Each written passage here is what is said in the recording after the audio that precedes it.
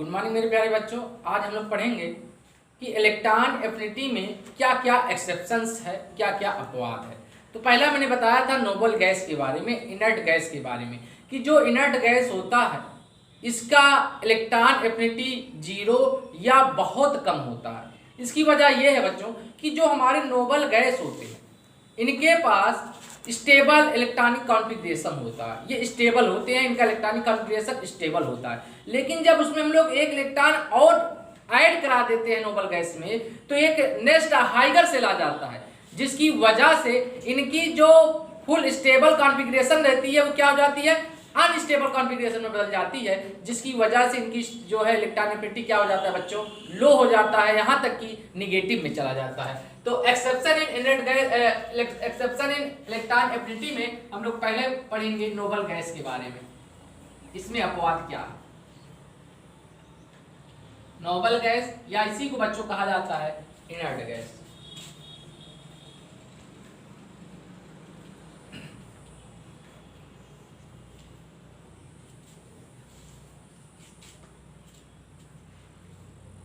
For noble gases value of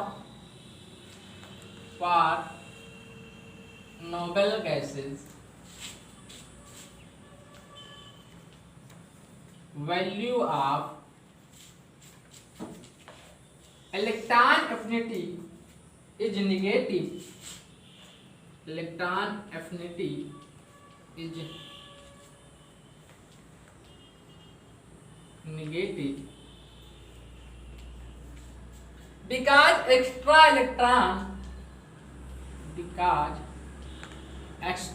electron goes into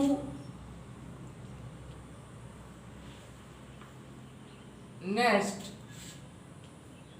higher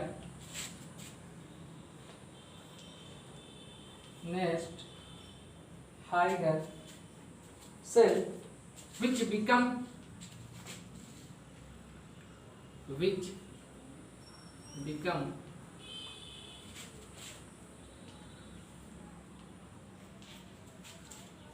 unstable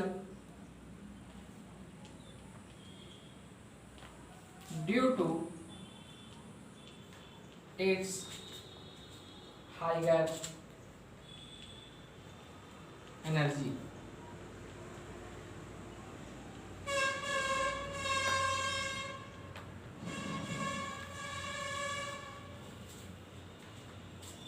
तो बच्चों होता क्या है नोबल गैसेस में, मैंने बताया कि जो नोबल गैसेस होते हैं ये स्टेबल कॉन्फ़िगरेशन रखते हैं। इनका इलेक्ट्रॉनिक कॉन्फ़िगरेशन क्या होता है बच्चों, NH2 NP6, और इनका ऑक्टेट क्या है 628, इनका ऑक्टेट कंप्लीट है। लेकिन जब आप इसमें एक इलेक्ट्रॉन और ऐड कराते हैं, क्योंकि इलेक्ट्रॉन एफिनिटी क्या होता है, इलेक्ट्रॉन को ऐड कराना ही तो है बैलेंस सेल में। तो जब आप एक इलेक्ट्रॉन ऐड कराते हैं तो एक नेक्स्ट हाइगर सेल आ जाता है, पी के बाद और एक सेल आ जाएगा ना, तो आप इसमें इलेक्ट्रॉन जो है एक हाइगर सेल और आ जाता है, जिसकी वजह से इनकी एनर्जी ज्यादा हो जाती है और ये क्या हो जाते हैं अपने जो स्टेबल कॉन्फ़िगरेशन, ये आपका जो है इनर्ट गैस का कॉन्फ़िगरेशन ये बहुत स्टेबल होता है बच्चों।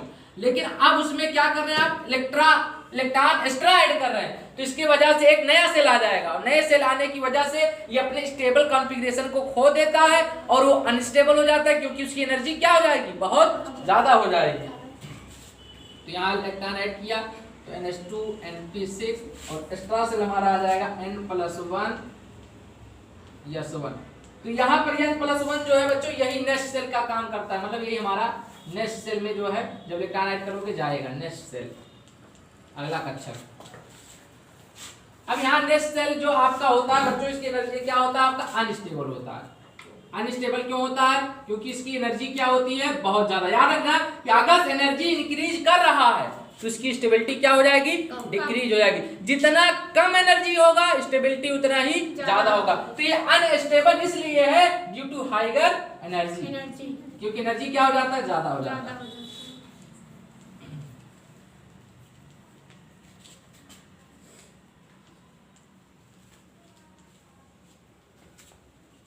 बच्चों जैसे क्या होता है, मैं यहाँ स्टेबल कॉन्फ़िगरेशन, जैसे मान लो ये आपका हीलियम था, हीलियम होता है ना 1s2, तो मैं यहाँ एग्जांपल पे ले रहा हूँ 1s2 आपका हीलियम का ले लूँ, तो इसका इलेक्ट्रॉनिक कॉन्फ़िगरेशन करोगे 1s2 होता है। तो बच्चों इसके बाहरी कक्षा में हीलियम के 2 इलेक्ट्रॉन है।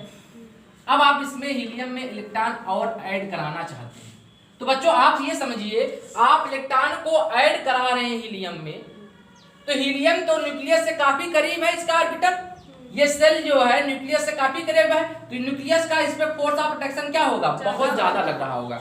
जब न्यूक्लियस का इस पे फोर्स ऑफ अट्रैक्शन बहुत ज्यादा लग रहा है, तो अब अगर आप दूसरा इलेक्ट्रॉन इसमें ऐड कराना चाहेंगे, तो ये वाले हीलियम के इलेक्ट्रॉन इसको क्या करेंगे, रिपल्सन, ये वाले इलेक्ट्रॉन क्या करेंगे, इसको ये वाले इलेक्ट्रॉन इसको रिपल्सन लगाएंगे, क्या करेंगे, रिपल्सन लगाएंगे, प्रतिकर्षण। लेकिन आपका हीलियम क्या करेगा, इसको खींचेगा अपनी तरफ, खींचेगा। लेकिन बच्चों आप जानते हैं कि हीलियम का यहाँ पर क्या देख रहे हैं, फुलफिल कॉन्फ़िगरेशन है, यहाँ पर 1s2 फुलफिल कॉन्फ़िगरेशन। लेकिन जब आप इलेक्ट्रॉन ऐड करा देंगे तो एक सेल था, तो एक सेल संख्या और क्या होगी, बढ़ गई, तो यही नेक्स्ट सेल आपका और बढ़ गया। तो यहाँ पर पहले 2 इलेक्ट्रॉन थे, अब लेकिन जब He माइनस बना, एक इलेक्ट्रॉन ऐड कर लिया ना, तो ये हीलियम ने, तो He माइनस बन गया। जब एक इलेक्ट्रॉन और ऐड हो गया बच्चों, तब इसका इलेक्ट्रॉनिक कॉन्फ़िगरेशन देखो 1s2 2s1। तो अब ये अपने स्टेबल कॉन्फ़िगरेशन को यहाँ से क्या कर दे रहा है, खो दे रहा है, और एक अनस्टेबल कॉन्फ़िगरेशन प्राप्त कर रहा है। और जिसकी वजह से यहाँ जब इलेक्ट्रॉन को आप ऐड कराओगे एक इलेक्ट्रॉन को, तो यहाँ रिपल्सन बहुत ज्यादा लगेगा, हमें बहुत ज्यादा ऊर्जा जो है एनर्जी का होगा, रिपल्सन की वजह से एनर्जी बहुत ज्यादा बढ़ जाएगी। और जब एनर्जी बढ़ जाएगी बच्चों नेक्स्ट सेल में, तो आपकी स्टेबिलिटी क्या हो जाएगी, कम हो जाएगी, है ना, और इलेक्ट्रॉन एफिनिटी भी क्या हो जाएगा, कम हो जाएगा। तो यहाँ पर नेक्स्ट सेल आ जाने की वजह से यहाँ पर एक एक्स्ट्रा सेल बढ़ गया हीलियम में, जिसकी वजह से इनका हीलियम का जो है इलेक्ट्रॉन एफिनिटी क्या हो जाता है, लो हो जाता है, यहां तक कि माइनस में चला जाता है। अब हम देखते हैं बच्चों ग्रुप नंबर 14, ग्रुप नंबर 15, 16 और 17 में क्या एक्सेप्शंस है और किसका इलेक्ट्रॉन एफिनिटी ज्यादा होता है। तो ग्रुप नंबर 14, ग्रुप नंबर 14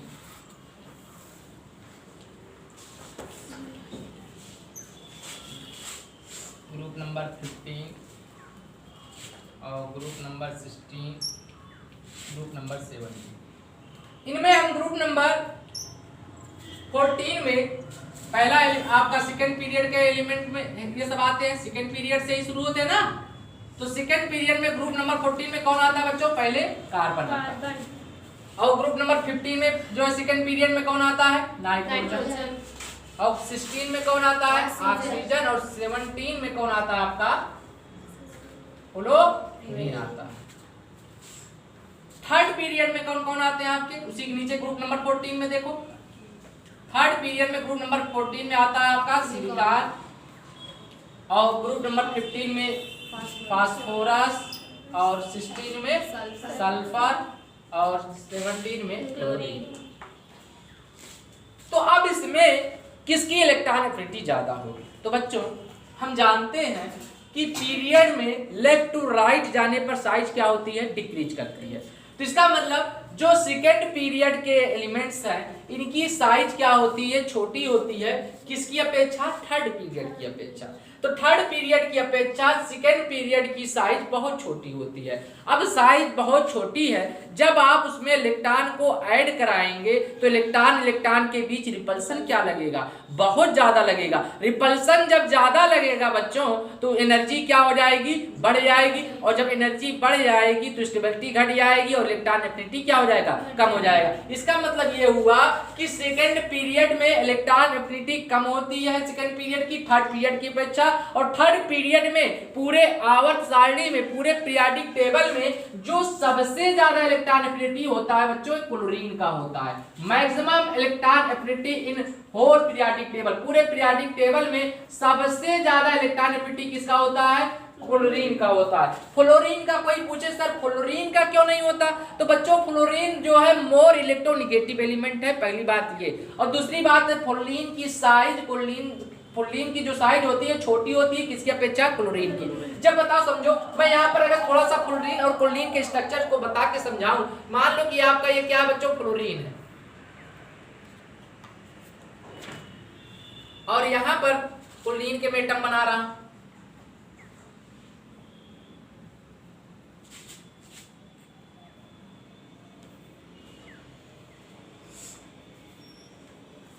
ये कुलीन का, ये मैंने फुलीन का बनाया। आप जानते हैं फुलीन का एटॉमिक नंबर कितना होता है? 9 होता है ना। तो अब यहाँ पर देखें कुलीन का जो है एटॉमिक साइज क्या हो रहा है, ये बड़ा है, और फुलीन का क्या मैंने बनाया, छोटा साइज, इसकी साइज छोटी है। तो अच्छा बच्चों, जब साइज छोटी है तो इलेक्ट्रॉन जो है काफी करीब करीब होंगे, और जब इलेक्ट्रॉन काफी करीब करीब है, आप इसमें इलेक्ट्रॉन को आयोराइड कराना चाह रहे हैं, तो यहाँ जो इलेक्ट्रॉन मौजूद है इस पे भी तो नेगेटिव चार्ज रहता है इलेक्ट्रॉन पे, तो इसको क्या करेगा, रिपल्सन काज करेगा, रिपल्सन लगाएगा, और जब रिपल्सन लगाएगा तो इस इलेक्ट्रॉन को यहाँ ऐड करना आसान बात नहीं होगा। इसके लिए हमें बहुत ज्यादा ऊर्जा देना पड़ेगा, एनर्जी, जिसकी वजह से एनर्जी जब बढ़ जाएगी तो स्टेबिलिटी क्या हो जाता है, कम हो जाता है। तो इसी वजह से जबकि यहाँ पर क्या देखें कि यहाँ पर इलेक्ट्रॉन जो है साइज बड़ी है, जब साइज बड़ी है तो इलेक्ट्रॉन का रिपल्सन उतना नहीं लगता है। इसी वजह से इलेक्ट्रॉन को आप क्लोरीन में आसानी से ऐड करा सकते हैं। इसी वजह से बच्चों क्लोरीन का इलेक्ट्रॉन एफिनिटी क्या हो जाता है, ज्यादा हो जाता है क्लोरीन की अपेक्षा। तो क्लोरीन की स्मॉल साइज की वजह से एक तो स्मॉल साइज, एक खुद के इलेक्ट्रॉन का रिपल्सन, घर ही के इलेक्ट्रॉन का रिपल्सन, घर का जो है इलेक्ट्रॉन का रिपल्सन लगा रहे और तुम बाहर से एक इलेक्ट्रॉन और ला रहे हो, एक इलेक्ट्रॉन और लाओगे तो जो खुद का इलेक्ट्रॉन रिपल्सन और बाहर जो आ रहा है उसका इलेक्ट्रॉन रिपल्सन, जिसकी वजह से एनर्जी इंक्रीज हो जाएगी और स्टेबिलिटी कम हो जाएगी, इलेक्ट्रॉन एफिनिटी घट जाएगा। अब यहाँ पर साइज इसकी बड़ी हो जाती है, इलेक्ट्रॉन को आसानी से ऐड कराया जा सकता है, आसानी से इलेक्ट्रॉन को ऐड करा सकते हो आप यहाँ पर, है कि नहीं। तो इसका मतलब यहाँ जो है साइज बड़ी हो जाने की वजह से थोड़ा सा इसकी इलेक्ट्रॉन एफिनिटी क्या हो जाती है, बड़ी हो जाती है। तो इसका मतलब ये हुआ कि पूरे पीरियोडिक टेबल में सबसे ज्यादा इलेक्ट्रॉन एफिनिटी किसकी होती है, क्लोरीन की होती है। इसलिए हम लोग लिखेंगे for group 14, group 15, group 16, group 17, value of group 17 value of electron affinity for second period element,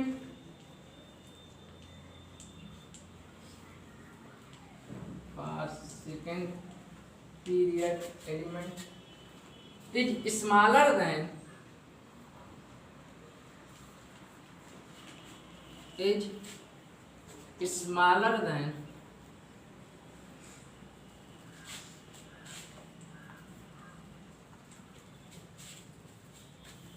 किससे बच्चों, थर्ड पीरियड से ना, smaller than third period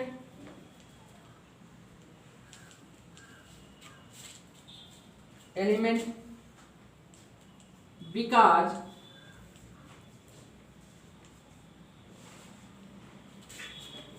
in period 2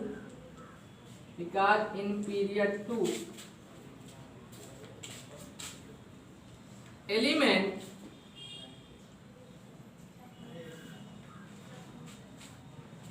electron goes, period 2 element electron goes into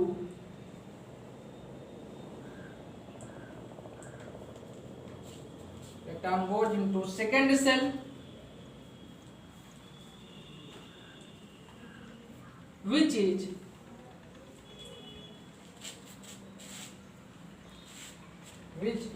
relatively small,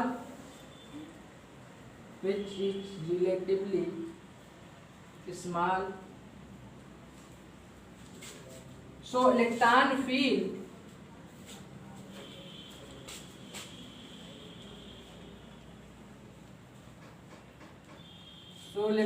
feels significant repulsion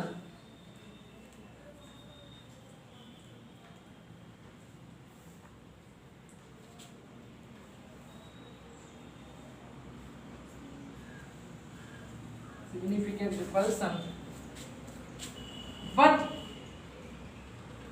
in period third, but P3 मतलब बच्चों period third, but in period third element electron goes into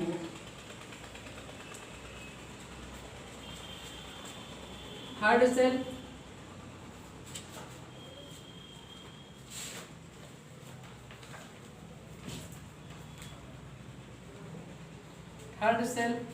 which is larger in size, which is larger in size,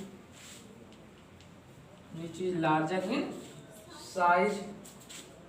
So extralectan is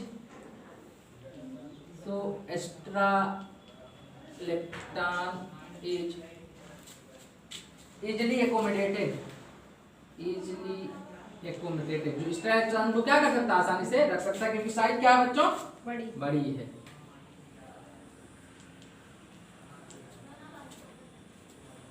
यहाँ थोड़ा सा diagram बनाना चाहते हैं तो बढ़ सकते हैं बच्चों।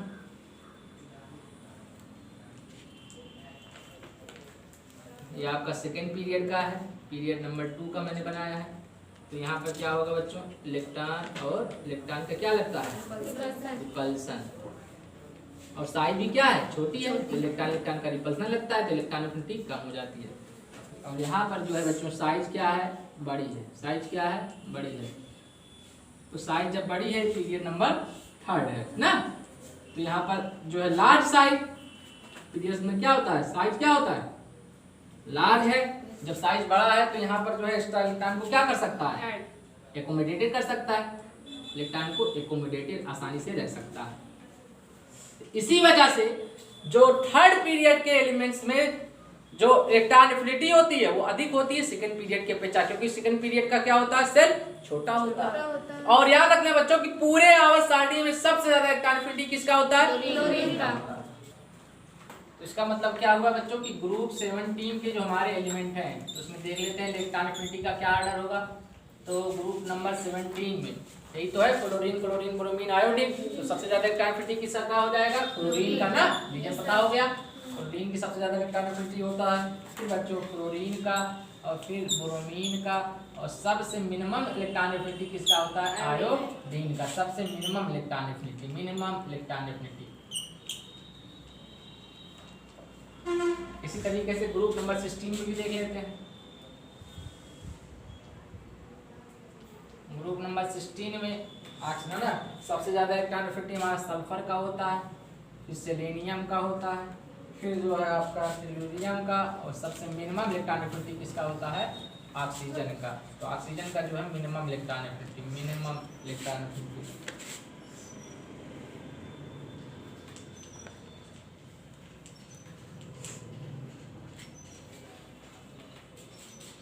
कुछ नोट करके बच्चों पॉइंट लिख लीजिए। ये आपका यहाँ से इलेक्ट्रॉन एफिनिटी खत्म हो जाता है, याद रखना। मिनिमम आयनाइजेशन एनर्जी, मतलब जिसकी आयनाइजेशन एनर्जी सबसे मिनिमम होती है। इसका क्या मतलब होता है, अगर जिसकी आयनाइजेशन एनर्जी बहुत मिनिमम होती है बच्चों, वो आपका बहुत रिएक्टिव मेटल होता है, most reactive metal, most reactive metal.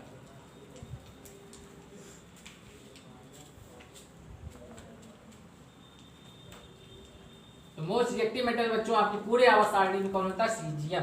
लेकिन किस फॉर्म में होना चाहिए, अपने कैटायन फॉर्म में होना चाहिए, तब बताएंगे, ठीक। किसमें होना चाहिए, कैटायन फॉर्म में। और आपका जो है मैक्सिमम, दूसरा पॉइंट, मैक्सिमम इलेक्ट्रॉन एफिनिटी जो होता है आपका किसका होता है, क्लोरीन का। मैक्सिमम इलेक्ट्रॉन एफिनिटी मतलब most reactive non metal.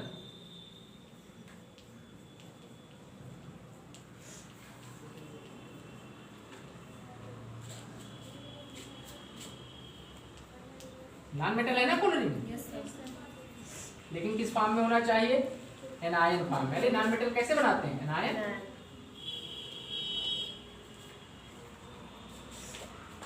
Maximum